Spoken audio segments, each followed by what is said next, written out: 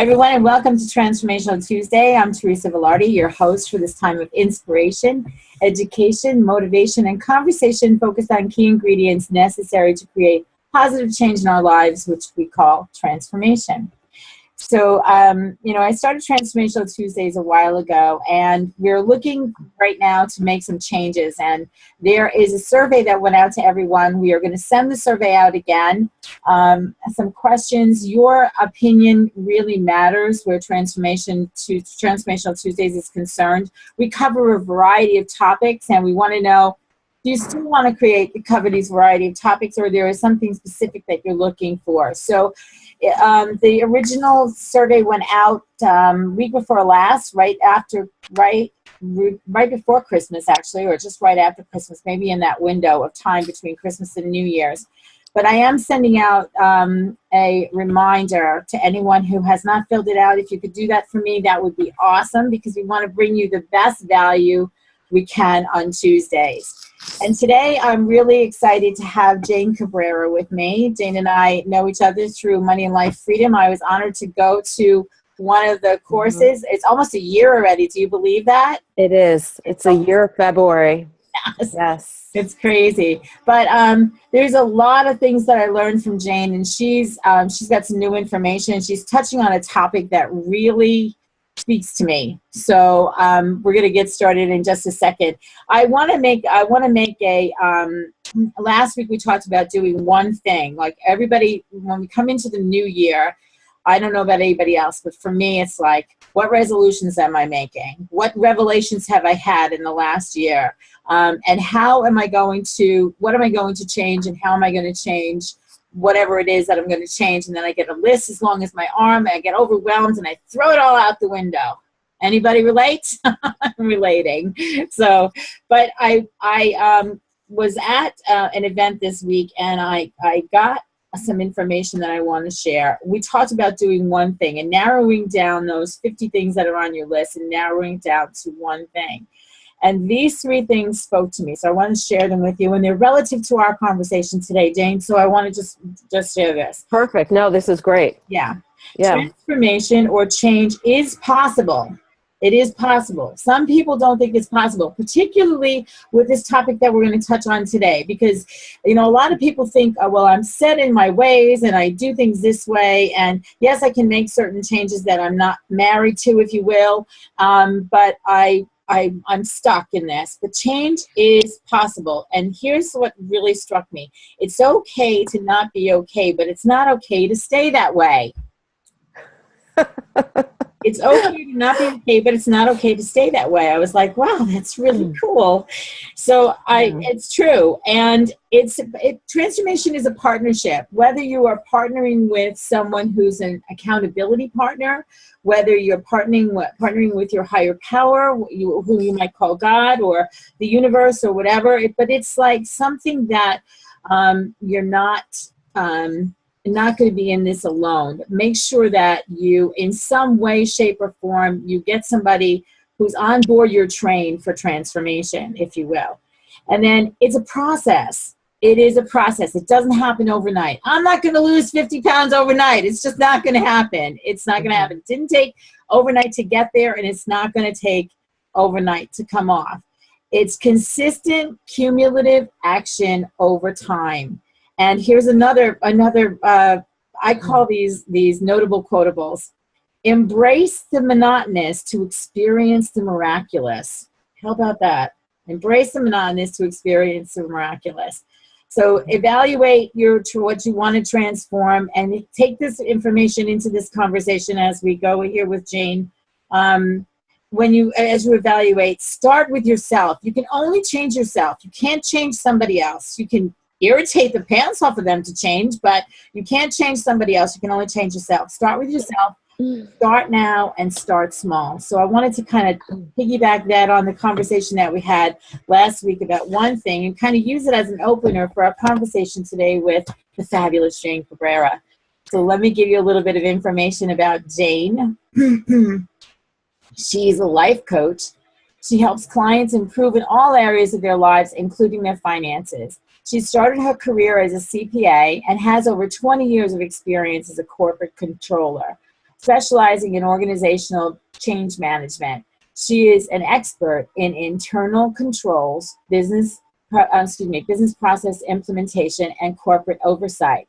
Through her experience with leading organizational change, Jane became increasingly aware of how human behavioral dynamics impact the progress of any and all business initiatives. Following her passions and personal initiative in 2007, Jane delved deeper into the study of human behavior and energy dynamics. This led her to studying and experiencing leading-edge technology and for adult learning. Jane holds several certifications and has written and taught workshops that guide others to create permanent shifts toward their life goals. That's what I like, permanent change. Through her workshops and personalized one-on-one coaching, Jane helps people to use simple, practical tools that create dynamic, desirable results. Jane is the co-creator of the Money and Life Freedom Weekend Experience, developed with co-instructors Beth Lefevre and Tanya Vilar. Using a unique combination of experiential and emotional learning techniques, participants come to understand their experience of money and wealth in a whole new light, and I can vouch for this, and shift to a more empowering mindset during the weekend. You can connect with Jane at Money and Life Freedom. You can email her at jane@moneyandlifefreedom.com. So welcome, Jane Cabrera. I'm happy to have you back here. Thank you. It's wonderful to be here. Happy New Year. Happy New Year to everybody on the call. Thank you so much. We appreciate you. And, you know, one of the things that what we're going to talk about today is how to align with your own authority. And we decided to do this because you have really been speaking to a number of people about, you know, what they wanted, what they needed to take their personal and professional relationships, which is what it's all about. This world is all about relationships now, to a new level of enjoyment and success. And you said that a lot of people cited that one thing gets in their way, and it's people-pleasing habits, and having a habit of putting other people's needs and wants and desires ahead of your own personally, and ahead of other people in terms of your business. I'm guilty of all of this stuff in terms of your business. So some people are just becoming aware of it and want to change it. Other people have been doing it for a long, long time. Like I was saying, you can't change something that's been going on for a long time overnight. It's clear, consistent stuff going on here. Yeah, so I'm excited. So what keeps people stuck in this people-pleasing situation here? Well, you know, so, you know, anything that I'm teaching is something that I've worked on myself. Let me first start with that. And, you know, I had been doing my own work with my own coach, and, you know, some of these habits of my own were coming up, and there were things that I was working through. Over the summer, I started a workshop series, and it was really very open. I kind of just put it out I really wanted to see if other people were dealing with the same stuff and where people were. And the first workshop I did was about people pleasing, and I was actually blown away with the response I got. And it was men and women alike saying, this is something I struggle with daily. So it's really been fascinating for me as I've looked into it.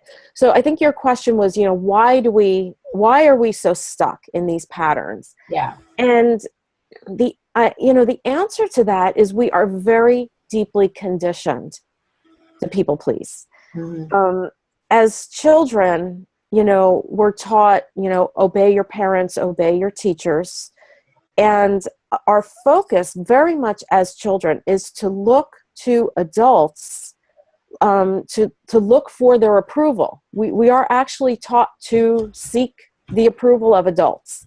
Oh, and there goes the cat. I was like, what was that?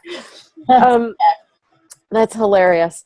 But so we are conditioned as children to look to others to gauge how we are doing. And you know, even very innocently, and I'm a parent, so you know, everything I'm saying I've done.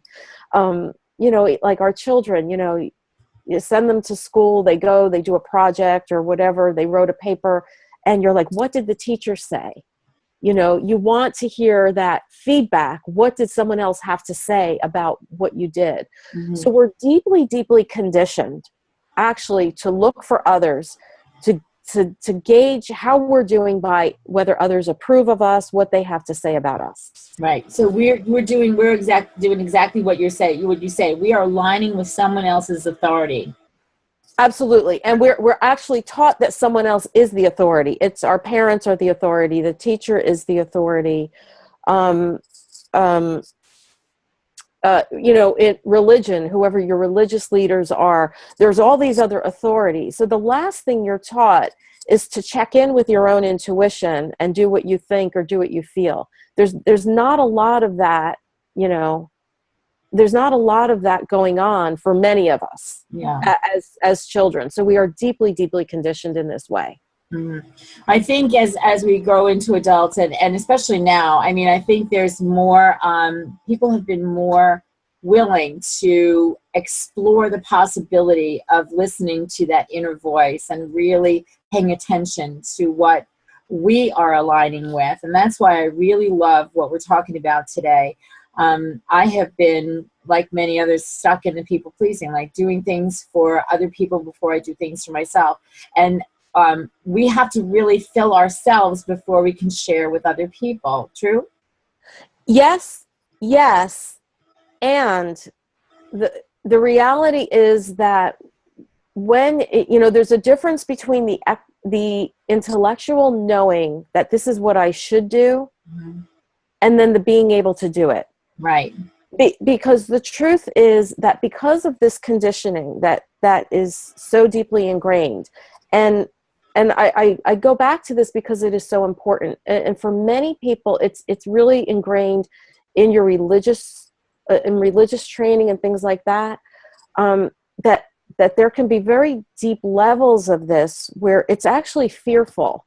Mm-hmm. If I don't do what I think I'm being told, you know, I might not go to heaven or something like that. There's a lot of fearful consequences that are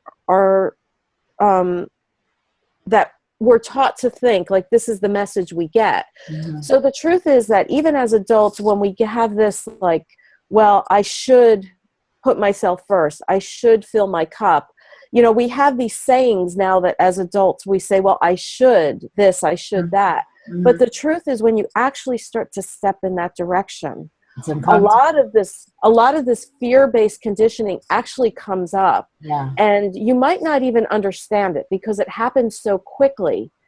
You know, as we talked about in the course, a lot of this occurs below our level of awareness. You know, we're not realizing that it's that early message that I got about going to heaven or something like that. Mm-hmm. That's coming up. It's hidden. It's below the level of awareness. And so we, like you say, it's when I want to do something for myself, I automatically find something that somebody else needs and I do that first. Mm-hmm. And it's like, I don't know why I do that. Mm-hmm. And it's not just in one area. It's kind of like is across the board. If you do it in one area of your life, you tend to do it in other areas of your life. You know? Absolutely. Yeah. It's interesting the way that happens. But you have, I know that you've put together a program that can help people through this. And I'm taking this course, and it's really, it's really got a lot of information just from what I know, just the topics that you are bringing to the table. So you formed a coaching group, a group coaching program that's going to start later this month. So tell us about some of what's going to be involved in that. Well, I formed a group to be online. So basically what I did was I took the workshops that I was doing over the summer, which were live, live workshops, and I've created it into a format that can be done online. So one of the first things about it is the content. There's 4 topics that we'll be talking about, one topic each week.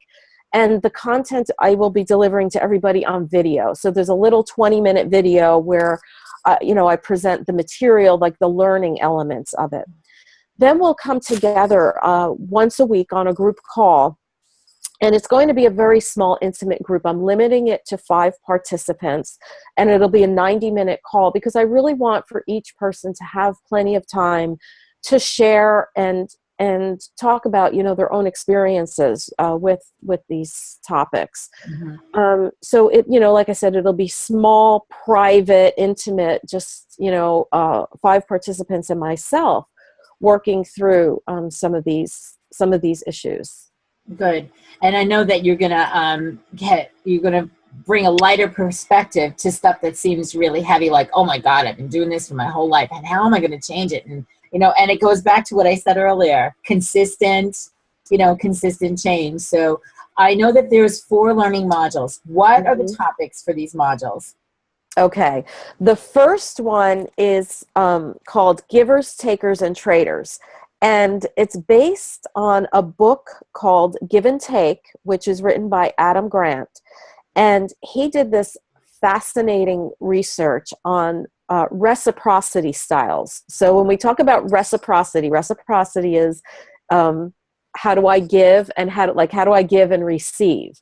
So he classifies people as givers. Do I tend to give more? And the focus is my focus on others and what they need and how can I provide what they need. Then there's takers. Takers are, you know, what do I need and how can I get what I need? And then the third category is traders. And traders are, I think he calls them matchers in the group. I like the word traders. Traders tend to be even. I'll give you something if you give me something. I'll give you something if you give me something. And the research was absolutely fascinating. I could carry on about that for an hour, so I'll move on and tell you the next topic. Well, wait a minute. I want to ask, I'm curious. Okay. Where did you find yourself in those 3 when you were learning? Oh my goodness. That is an interesting question. My initial assessment of myself is I'm a giver. But after further reflection, I could see where I'm a little more of a trader. Yeah. Those are the 2 that came into my mind about myself. Like I tend to give a lot, but then I also, I know that I'm a trader. Like, okay, I'll do this for you if you do this for me. That's just exactly what you just said. Like I can handle this for you and your business if you can handle it. And I'm working with somebody on a barter system right now. It's really working out wonderful, but it's not something that you can do consistently and be successful in your business. So I'm interested to hear how all this is going to play out. So I'm excited about this. Yeah, and his research is fascinating and surprising. You know, there's a lot of surprises that comes out of that particular research, which I just love. Okay, cool. Yeah. The second topic I think you have is how people pleasing keeps you broke. Yes. How people pleasing keeps you broke. And, you know, and it was interesting because this, the video at least that I created on this, I did that video after some of my initial workshops on this exact topic. I really did a deeper dive into people pleasing and how it becomes so deeply of an ingrained habit. And what I've found, we were kind of talking about this a little bit before, but particularly for people who have the awareness but haven't yet quite been able to shift the behavior. A lot of times there tends to be a lot of like embarrassment and shame and associated with that. It's that feeling of I should know better, that I should know better by now. And in that module, how people pleasing keeps you broke, my main goal is actually to that's where really the lightness comes into this. It's like we really need to be gentle with ourselves. This thing of like, I feel like I should know better by now. My message is actually, no, you shouldn't. You know, and my message is like really let's be gentle with ourselves, because that criticism of I should be able to do better, that actually also keeps us stuck. Wow.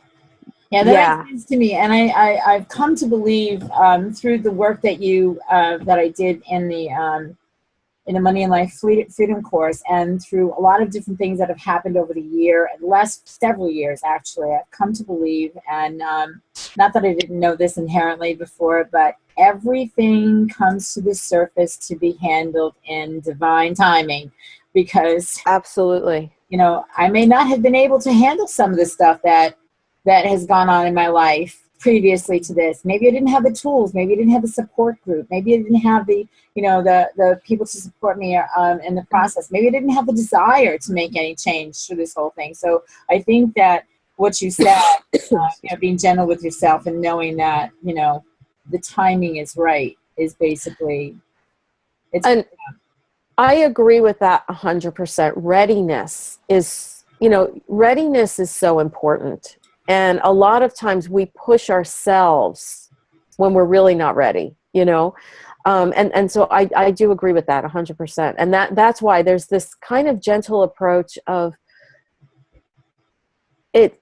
And my take on that is we can start talking about this topic. We can raise awareness, get a clearer understanding of why it happens. And while we're doing that, we actually don't have to change the behavior. It's okay to be in this place where you're just observing, but you're not changing the behavior yet. Yeah. And you know, again, people get frustrated or do that. Like, I should be able to, and I'm like, slow down, calm it down. There's the piece where you're in this space of just observing and raising awareness. This is a very powerful place to be. Mm-hmm. It's a very, very powerful place. And if we slow down and just do that, yeah, we're actually providing the foundation where we can make permanent change and have it be more graceful. Yeah. Yeah. What you said is really powerful. The awareness is the key to everything. If you are unaware, and you really basically have no clue about what it is that really needs to be changed, and this comes up, and to have that awareness. And then I've always learned that awareness, and then you have to be accepting of the fact that this is what it is before you can actually do the third step, which is to take action to change it. Correct? I agree. I agree. And that's where I feel that acceptance is important. And again, it's like, because, you know, awareness can be painful for some people. And, you know, a lot of times when I've experienced this myself, as I became aware of some of my own patterns, I was, the word I always use, Tanya laughs, is mortified. It's like, oh, I was mortified. I can't believe I was doing that. Right. But with that, honestly, like, I really experienced a sense of shame with that. It was a very uncomfortable awakening to some of the things. It's like, oh my gosh. And that's where like when you say the acceptance, this is where in this work, and in particularly in this module, my intention is that we really slow this down and take a very, very gentle approach. There's nothing to be ashamed of. Mm-hmm. And that's where I really bring that focus back to this early conditioning. Everything in society pointed us towards this thought process, this behavior process. And now we're trying to change it. It's like, be very, very gentle. There's nothing wrong. There's nothing to be ashamed of. Mm-hmm. This is actually what you were taught. Mm-hmm. Yeah. Yeah, and when you said about so many times we push ourselves when we aren't ready, that could lead us to places where we would be shamed, or, you know, complete failure. And I can relate to that. I mean, this physical battle that I have had going on. Teresa, you should do this. Teresa, you should do that. Well, quit shitting on me, first of all. You know, absolutely. I do enough of that myself, you know, and then it takes me to a place of shame and guilt and whatever other feelings come up about it. And when I'm ready, I'm ready, and I'm ready.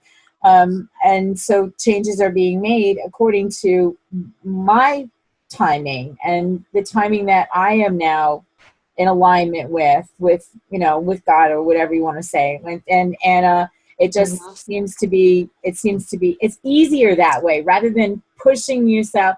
Let's face it. A square peg does not fit in a round hole, no matter how you turn it. It just doesn't happen. And you can force it and force it and force it and force it, and it's still going to be outside the box. It just doesn't work. So it's Yes. the same thing for, I think that same thing holds true with thought patterns and mindset. And if you're not ready to accept and find and be in alignment, the round peg goes in the round hole. If you're not in alignment and ready to receive that information that's contained within that round peg, it's just not going to work. So yeah.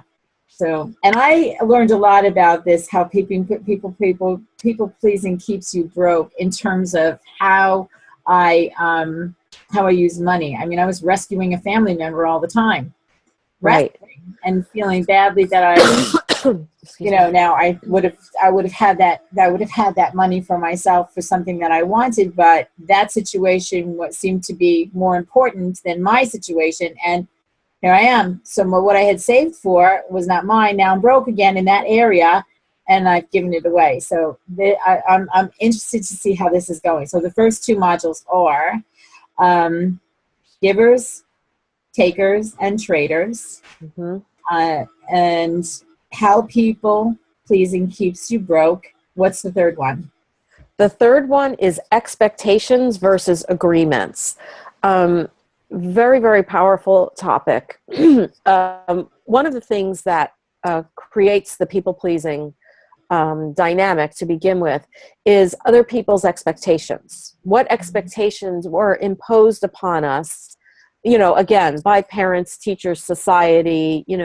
There are certain expectations based on being male, being female, certain expectations based on which place you are in the family. Are you the firstborn, the secondborn? All kinds of expectations are imposed on us. And so in many, many ways, we're driven to meet other people's expectations. At the same time, we also have expectations for others. A great question to ask is, who disappoints you? Right? If you think about who disappoints you, that's a great clue to what expectations do you have for that person. Okay. So expectations are a big part of this whole dynamic. And then, so the shift then is, if we didn't have expectations of people, what would we have? What would we do? Well, the shift is we would learn how to make agreements with people and actually ask for their agreement in creating whatever it is we want to create. Very, very powerful shift. So this topic on the, it helps us further understand the dynamic, but two, the agreements piece really starts giving us tools to how to create a more powerful future for ourselves. And this can be applied with everything. In particular, I know a lot of people deal with the same issue you just spoke about, which is money. And the feeling of rescuing people, the feeling like, well, someone can't afford it, I will give them more services. I'll give them services for less than what I normally charge. This dynamic occurs a lot with people, and particularly with money. And agreements is a great tool to help you get the language to start being clear with people. What you just said is really important. And the thing about, making allowances, let's say, for people who can't afford or whatever, the whole bit. A lot of that stuff I've discovered are assumptions that I have made, so it's, yes. And that's not necessarily the case. I had a phone call last night with someone who I haven't talked to in a while. And when I knew this person going back several years ago, before she and her then fiance moved out of the area, I knew her situation. She actually lived with me for a few months, and I knew her situation. And but he was in the Army, and he moved first. She caught up with him, but she talked to me about the possibility of becoming a published author. And I had, in the back of my head, I had all of this, well, maybe she can't afford it. Maybe I should. Already I was making the allowances for this. Yes. And really, her life has changed immensely since then. And And she and her now husband have a great business going on. And she said, just send me the price sheet. Just send me the information. You know, and it's like, so I'm making all this assumption in my head and these allowances that I don't necessarily have to be dealing with in order to be able to make an agreement. So the expectation is also relevant for like that type of thing as well. Like I'm expecting that she can't pay it, you know, so I'm going to automatically make the allowances. How many of us have done that? I know I tend to be, well, I need this class. You know, and it's the story you're sharing there. It's fascinating, and you know, one of the real distinctions that I've learned is when people say, you know, well, I can't afford it. A lot of times that's a clue to their readiness. Mm-hmm. See, because people are actually resourceful when they're ready, and like I've learned this, like in coaching. You know, sometimes I'm talking with somebody about the possibility of working with them in coaching. And, you know, coaching is taking a deep dive into whatever it is, you know, that you're struggling with. And so a lot of times people say, well, I can't afford the fee. And what I've realized now is when they're ready, when they're really ready to dive in and do that work, they're resourceful. They figure out how to make the money available. Yes. It's like, it's time for me to take this on. I will do what it takes to make it happen. But when they're saying, well, I can't afford the fee, that's really a clue to say, I'm not actually ready to dive in. Mm-hmm. And that's okay. You know, and this is one of those things that I've learned. And so when you say that about somebody with a book and being published and all that, they might not actually be fully ready to dive in. Right. And it's a shift in your thinking from, oh, the money is scarce, you know, because for money and life freedom, we know there is no scarcity of money.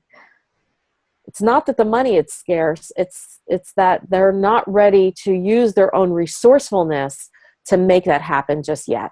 Yeah. And when they're ready, people figure it out. Yes, exactly. Yeah. Yeah. And I've experienced that myself. I find money for things that I want for myself. Right. I have to remember to take that step first before I give it away. Exactly. And, you know, it's like, you know, one of the distinctions is, are you a hell yes or a hell no? Because when you're a hell yes, you figure out how to get the money. And if you're not willing to figure out the money, then it's a hell no. Yeah. Yeah. Got it. Yeah. So this is awesome. All right. So we have the first three are givers, takers, and traders. How people pleasing keeps you broke. Expectations versus agreements. And the fourth one is professional self versus social self, I think you said. Yes, professional self versus social self. This is a distinction that I learned from Steve Chandler and worked on a great deal with my own one-on-one coach.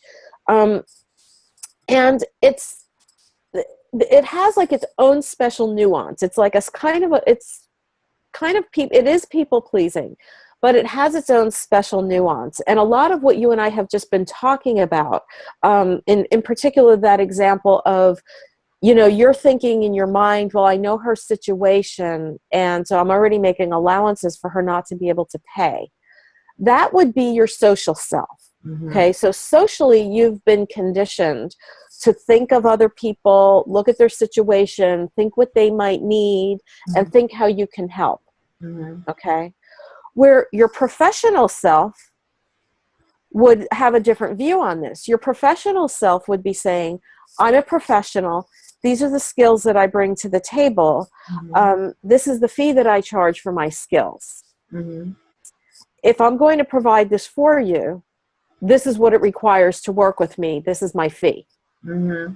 Your professional self would not be handling her personal life or her personal details or questioning, do you think you can handle this right now? Right.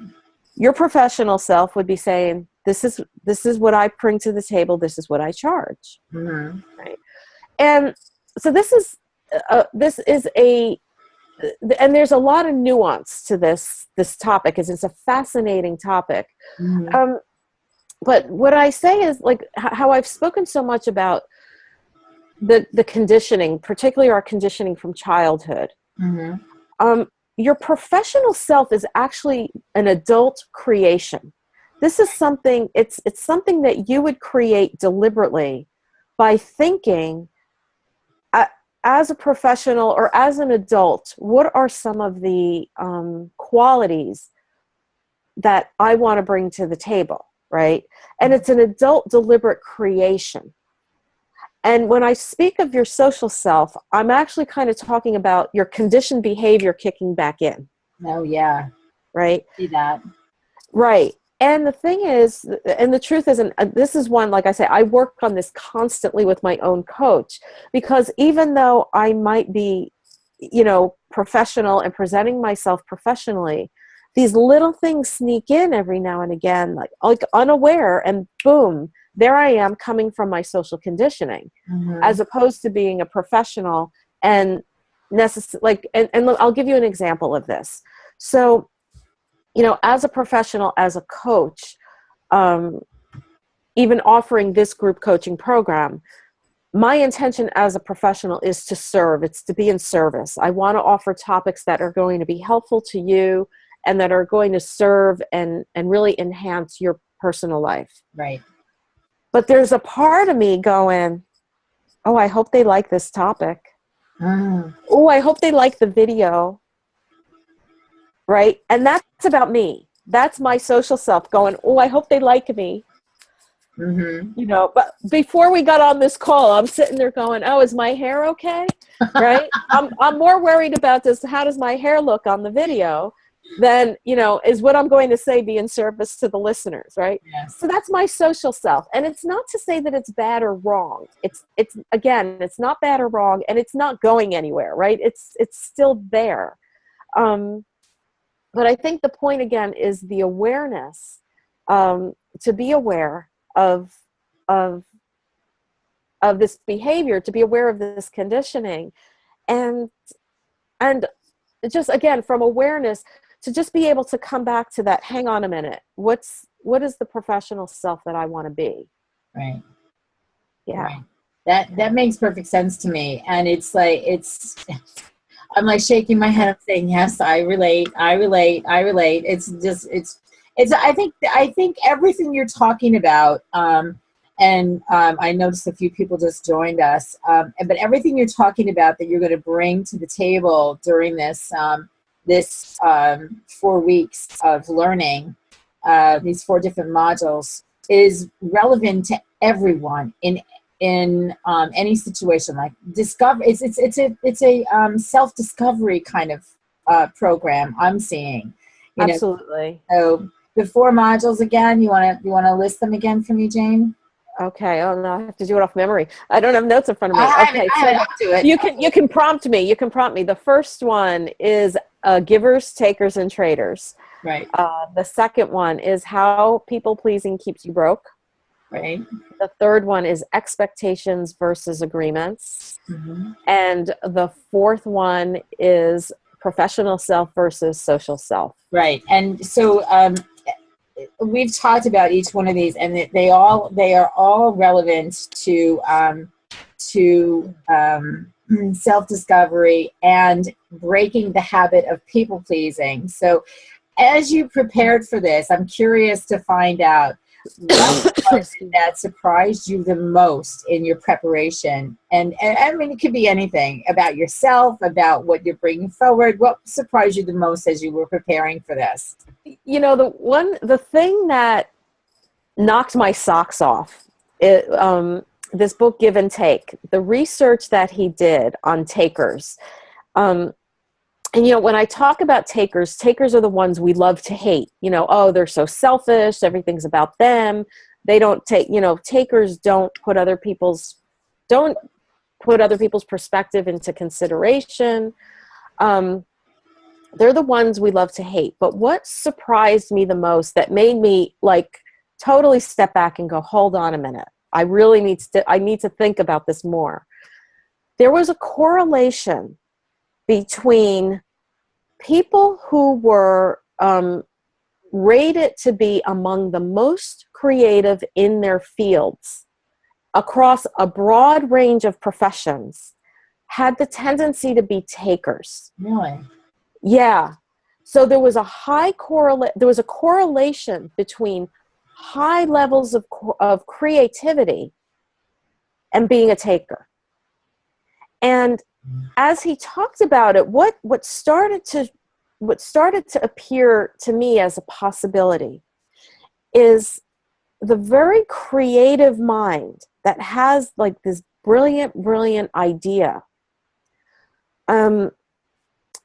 If you think about it, it kind of makes sense. As they're developing that idea or they see it, when other people put their input or maybe criticize it or say that won't work or whatever, creative people have a tendency to block that out. And it's kind of like, I'm not even going to take in what you have to say because I see it. It's my picture and I see it, right? And when I referenced in there, like as I was hearing this research and the descriptions, I was thinking of like the iconic figure Steve Jobs. Like you think about the creative mind that he had, and the movies that we've seen, he was not the most pleasant person to deal with. He was very forceful and this way. But I started to think like that might actually make sense.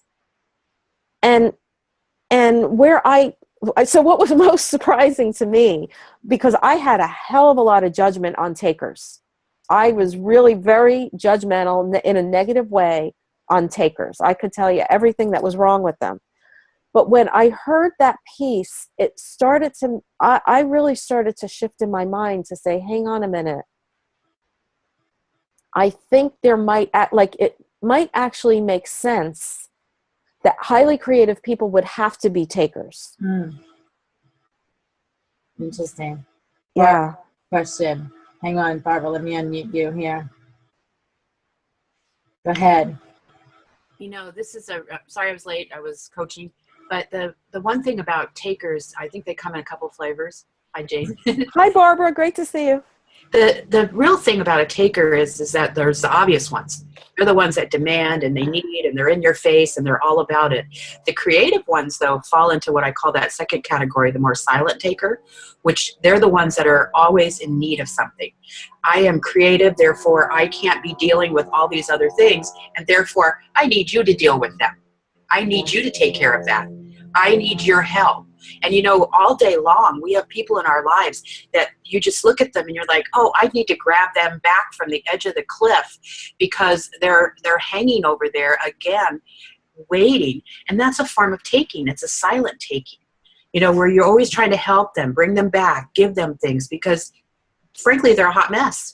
Yeah. So, those are the things that, that seems to take a lot of time and I think back to my corporate days when I would work and I'd see these personalities within the building.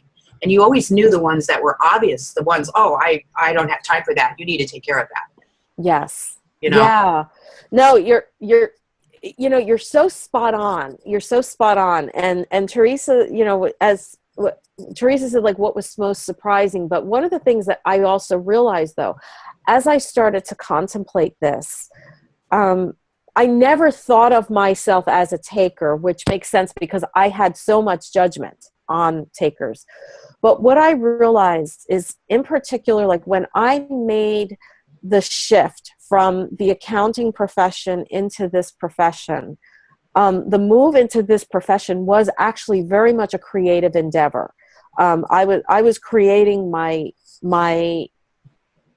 job, my role, as something that I wanted it to be. I was not following a model. I wasn't just doing a job that somebody else needed done. It was a very creative endeavor. And I realized that one of the things that slowed my progress incredibly was, for me to be successful, I had to be a taker. I needed help from other people. Mm-hmm. I did. And I needed all kinds of help. I needed emotional support. I needed money. I needed all kinds of things. And I was not used to being a taker. And honestly, that slowed me down quite a bit. Yeah. Go ahead. There's one important aspect when I work with my clients and I see that they're a healer, that they have a healer energy. That energy just flows out like a puddle. People want to sit in it. They want to be near it. They don't even know. Strangers talk to them, and so what happens is people feel that electricity, the healer electricity, I call it.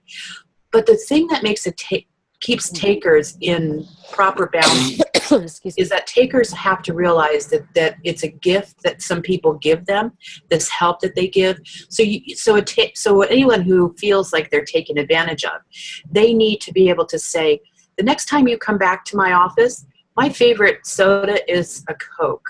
Or, next time you come by, I'd love some flowers from your garden. And so you have to sometimes tell takers like, hey, my aura is important and my energy is important. So if you recognize that you are taking, the real aspect of it is the giving back, some sort of value. And whether it's time and ear, my biggest thing is money. If you're going to come and sit in my energy, my healer energy, I need you to bring me some money. Right. And that's really when someone, when you really feel put upon by a taker, is that you're not really asking for them to, or making them aware that they need to give something of value to you. But you also need to tell them sometimes what that is.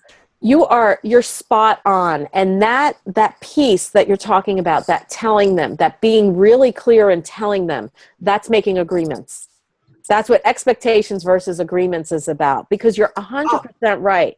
If you're expecting, and particularly when dealing with a taker, if you're expecting them to honor like normal protocol of exchange, they're not going to. No. And that's the shift. The shift is understanding, don't have that expectation.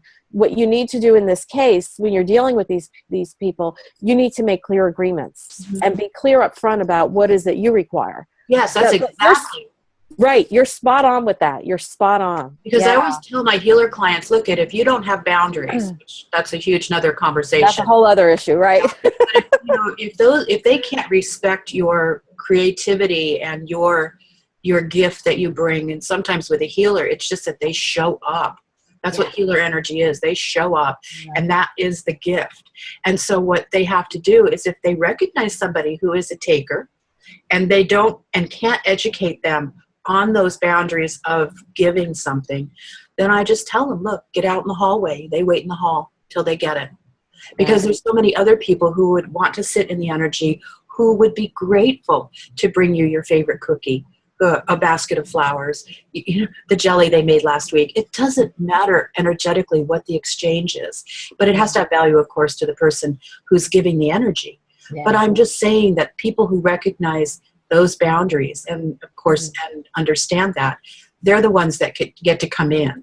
But the other ones, they need to sit in the hallway till they get it, It makes a lot of sense. And this whole conversation and this whole course that you're putting together really is totally related to setting boundaries. This is a lesson in setting boundaries, as well as all of the individual topics. They all come into play and can be used in business and personal environments. So So a person who is very creative, who needs a lot of support and energy to do the work they're doing, they also have to give back to and also nurture the people who are nurturing them, because we're not here alone. That's right. We need help from everyone. And, it's just something that happens. And those of it, asking, there's so much spiritual help out there. There's so much, emotional help. But again, it's not taking advantage of it. It's honoring the exchange. Yeah. Absolutely. Absolutely. And going back to social professional, you in my thought process, the normal professional exchange is money.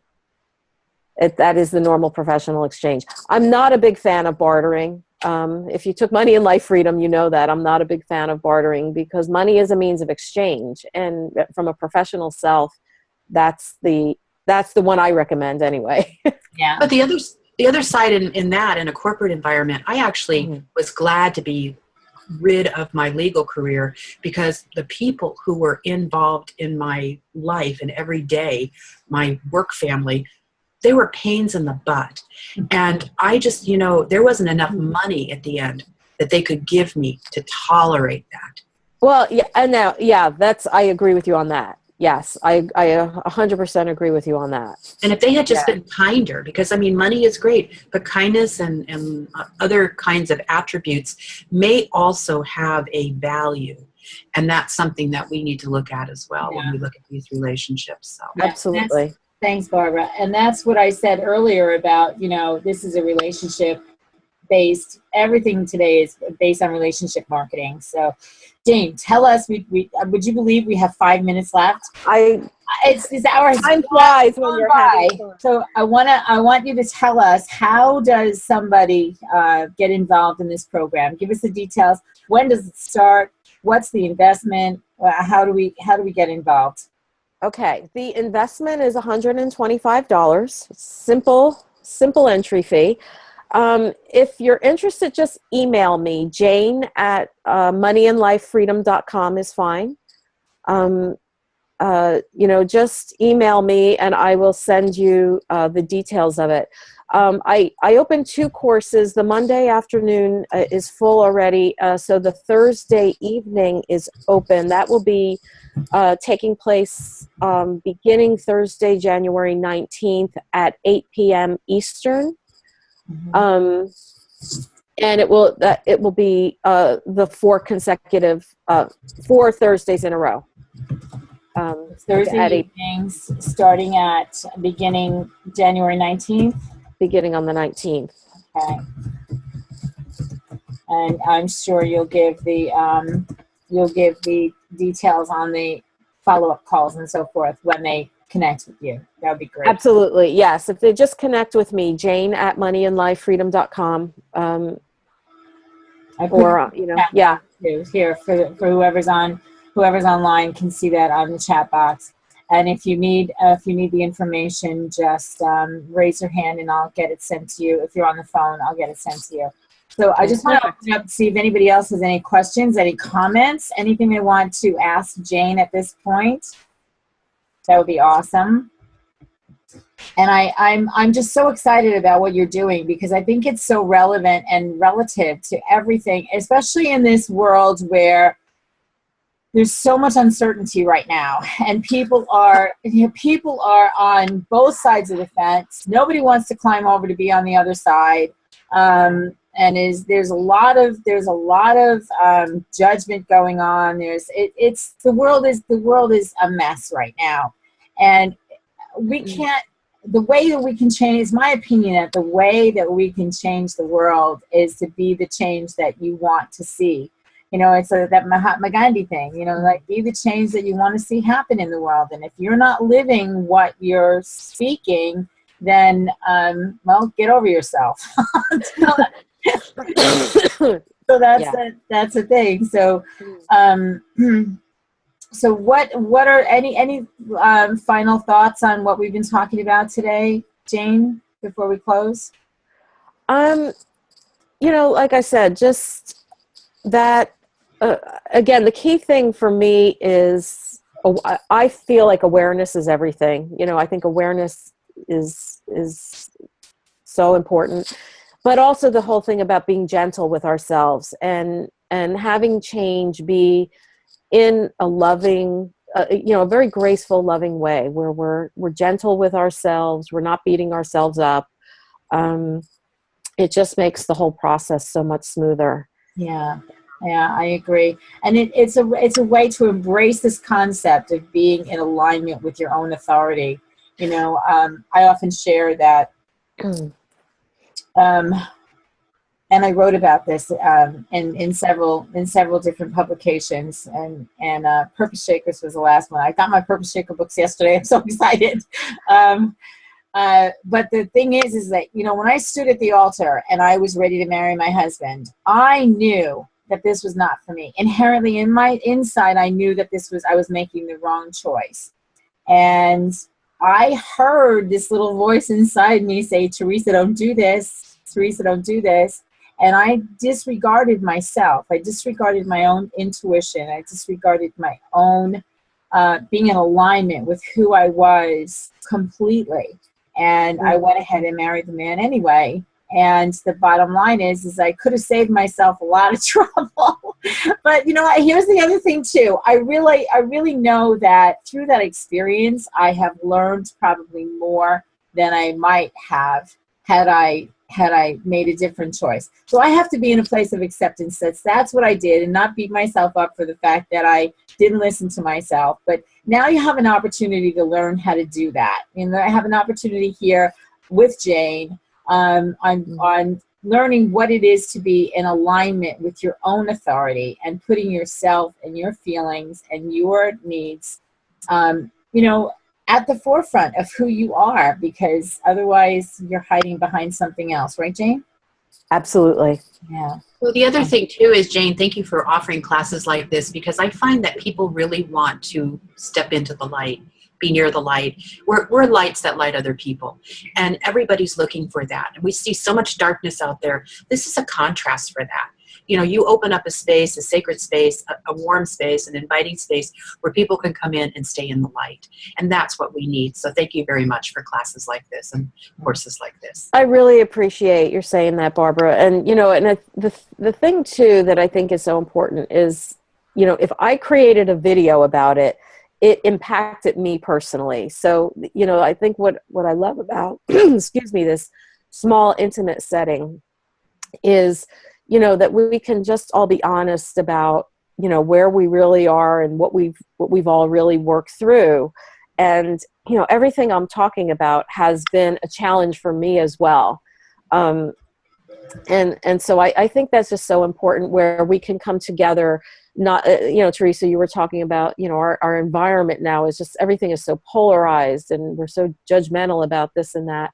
And this is a situation where we can just come together as people and really relate to the challenges that we all face and support each other in that process. Yeah, That's awesome. that's awesome. I got to scoot. I've got another coaching. So Thanks, Barbara. Thanks for being on, Barbara. Bye-bye. Thanks everyone for being part of today's conversation. If you want to get in touch with Jane Cabrera, just email her at jane@moneyandlifefreedom.com. The course is $125. We'll begin on Thursday evening, January the 19th. Connect with Jane. Jane, it's always good to have you on Transformational Tuesdays. You bring so much interesting conversation to the table, and I appreciate you more than you know. And I thank you so much for having me, Teresa. I appreciate it. For those of you who are interested, next week we are having Nellie Williams, who is she's an accountant. She used to work for the IRS. She's going to give us some tips on how to close out last year's finances and create some space and tips and tools to be able to make it easy to keep your records for next year's enjoyable time with your accountant for the IRS. So she's a wonderful woman. She's got great energy. She's really good at what she does. But again, I want to thank you, Jane, for being with us. Hope you'll come back again, and I will be happy to report my findings as I take your class, because I'm definitely part of this. So thanks again, and see you next time. And until the next time we meet, just enjoy traveling what I like to call transformational trails of life. Have a good day, everybody.